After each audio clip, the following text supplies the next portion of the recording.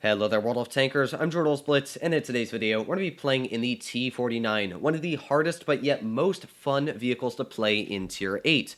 So I was kind of thinking, you know what, I did my video on the AMX 1390, I showed you guys how to run that tank, so now I'm going to pull out the T49, the most played Tier 8 vehicle by about 3 times, just to give you numbers on how popular the T49 is. The AMX 1390 has a reasonable amount of about 2,000 players that run the vehicle every 90 days.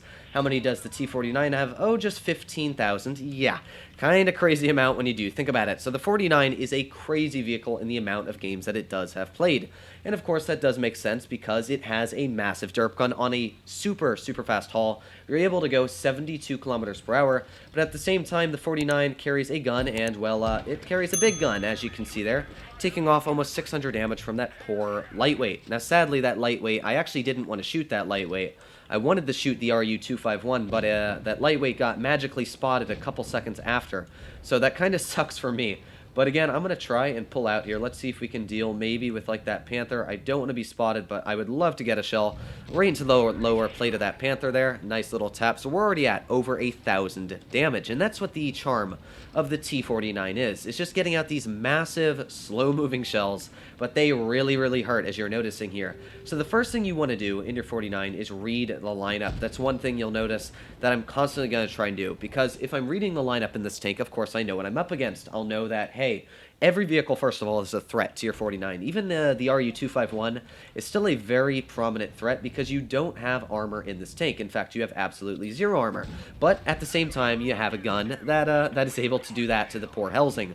So when you don't have a lot of armor in this vehicle and you've got a big gun, you have to be very smart because, of course, I can't play it super aggressive. If I play this tank way too aggressive, well, I'm going to be taken out. But at the same time, well, there went almost a full health RU-251. We're doing pretty dang good this game.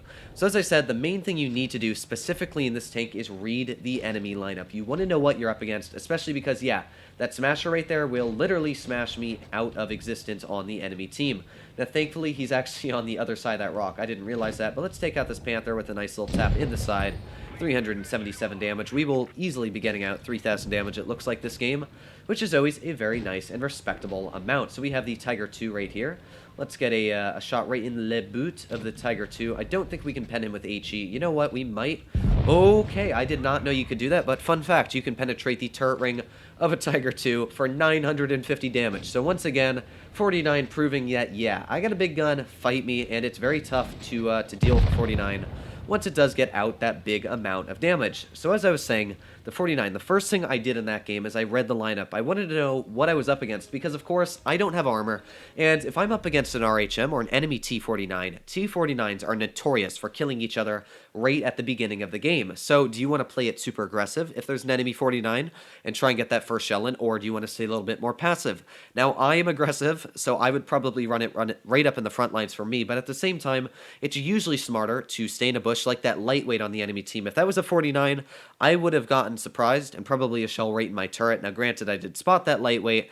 It still makes sense to stay a little bit more passive when you're running your 49, at least at the beginning of the game, because you have to know where the enemy team is going.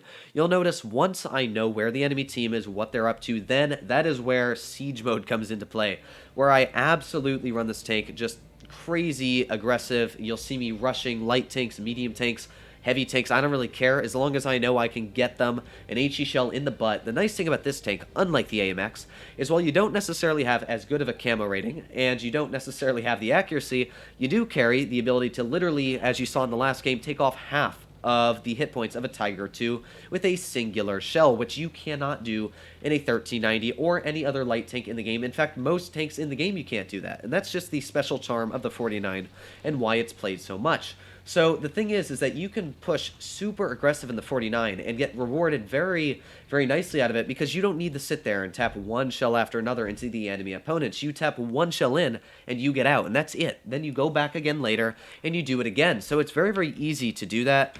And it's something I really like about the 49. Now, I don't know where the enemy team is, but they do have a very medium anti-tank destroyer lineup, so they could be camping. There we go. There's the Y5 spotted, which means, yeah, they're probably going to be pushing over towards the other side of the map, so that's exactly where I'm going to be positioning towards. So, yeah, they don't really have any tanks over here, it looks like, other than the AMX 1375, who I doubt we're going to be able to get a shell into right off the bat, but you know what? Never hurts to try.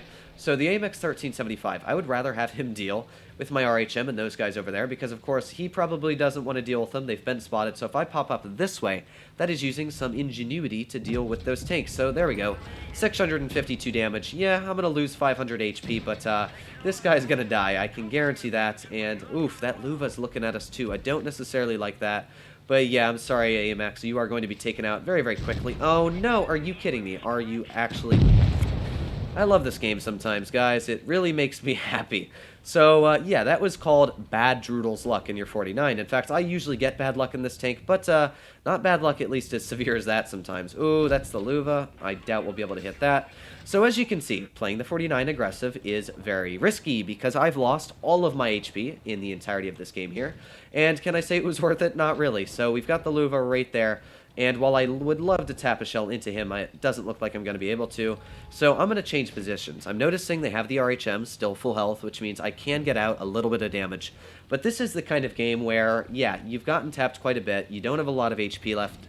And the enemy team's already lost all of their HP. So this kind of scenario is kind of pointless for me to do what I am doing right now. But you know what? We've still got that RHM, and I'm going to be stupid here. As I say, I am stupid aggressive. I want to get the damage out, so let's do it. Let's just risk it for the biscuit. Let's fire the shell.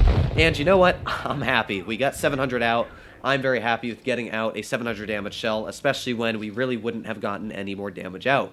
So a fun little fact about the 49 is don't be mad if you don't get damage out. That game, I really didn't have the opportunity, first of all, to get out a lot of damage. For the last game before, I got 4,000 almost out. This game, I only got 1,300. The 49 is super, super tough, even for me. So we did do a okay amount of damage, still third on the team. But it really shows how diverse the 49 is in gameplay, where one game you can get out a great amount of damage, and the next game barely any. So it's a little bit that the 49 don't feel mad if you're only getting out 1,500 to 2,000 damage, because that's good for the 49. The 49 is a super, super hard tank to play. And even me, you saw there, I really didn't have the option. Now, I will say, granted, I did lose about 300 more hit points than I needed to on that AMX, which stopped me from being more aggressive and getting more HP out. Still kind of bummed out that I should have just used I hate auto-aim. For some reason on PC, auto-aim never does like me. But here we go. We're doing our last game in the 49.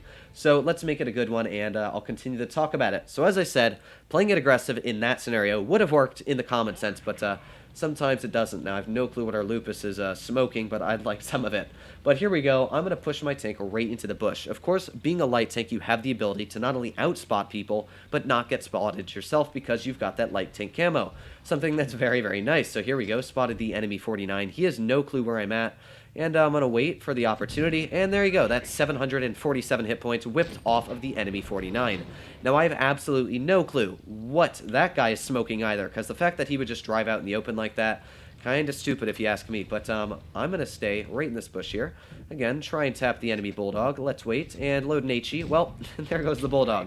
So you can see the 49 if you're using your camouflage. As I said, these games, I want to stay a little more passive. They've got deadly tanks, and if I stay more passive, it will greatly influence my my role in the battle. So now that I know the enemy team has fallen apart quite quickly already, I know the 49's right here. Just going to drive over the ridge and, yep, finish off that 49. So there you go. I've already picked up almost 2,000 damage this game, done a pretty dang good job.